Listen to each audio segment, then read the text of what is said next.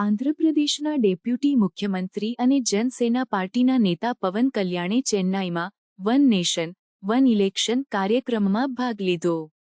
પ્રધાનમંત્રી નરેન્દ્ર મોદીએ પ્રોત્સાહિત કરેલા ઉપક્રમનો ઉદ્દેશ દેશભરમાં ચૂંટણીઓને સમન્વયિત કરીને ખર્ચ ઘટાડવો અને શાસન ક્ષમતા વધારવી છે.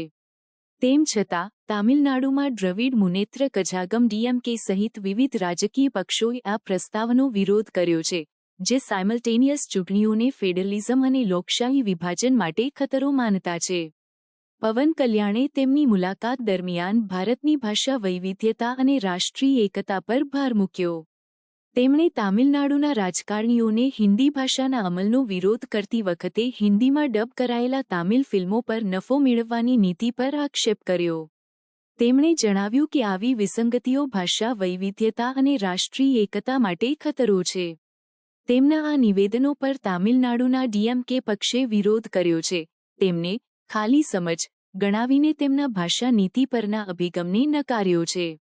તેમણે સ્પષ્ટ કર્યું છે કે તામિલનાડુ હિન્દીની અમલના વિરોધમાં છે, પરંતુ તે સ્વેચ્છાએ હિન્દી અથવા અન્ય ભાષાઓ શીખવાની વિધિ પર વિરોધ નથી કરે. પવન કલ્યાણની તામિલનાડુ મુલાકાત તેમના વ્યાપક રાજકીય વ્યૂહરચનાનો ભાગ છે. તેમણે તામિલનાડુની રાજકારણમાં રસ દાખવ્યો છે, જેમાં એઆઈએડીએમકે પાર્ટી સાથે સંમતિ અને સહયોગ માટેની ઈચ્છા વ્યક્ત કરી છે. તેમની આ પ્રવૃત્તિ આંધ્રપ્રદેશ અને તેલંગાણા બહાર દક્ષિણ ભારતીય રાજકારણમાં તેમના રાજકીય પ્રભાવને વિસ્તૃત કરવાની ઈચ્છાને દર્શાવે છે.